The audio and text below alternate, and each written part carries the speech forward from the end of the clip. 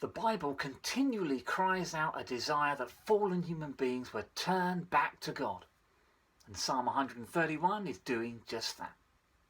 The writer, David, wants to share his own experience as an encouragement.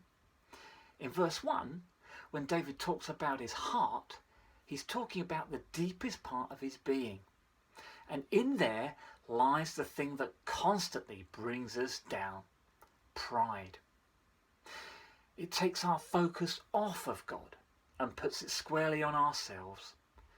It leads us to want independence from God and eventually leads to disobedience to God.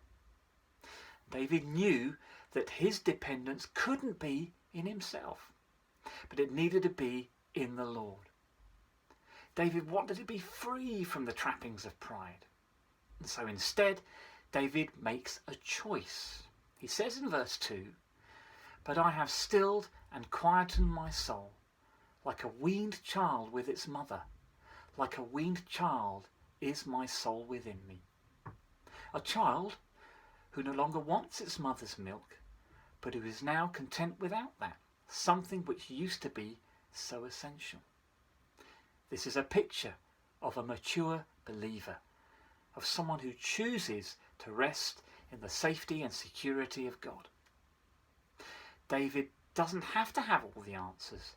He doesn't even have to know all the reasons why.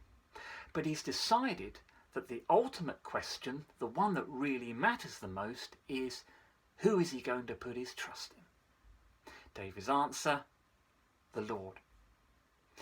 Charles Spurgeon said that Psalm 131 was one of the shortest psalms to read, but one of the longest to learn. You can read it, read a commentary on it, think deeply about its implications for your life, and still struggle to come to terms with it. It's like pride is hardwired into us. It's our default setting. We have to fight against it all the time. But God says, slow down, be quiet, and rest in me. You and I just need to trust God. So settle it right now. Place your hope fully in Him. Let Christ be the anchor of your soul today.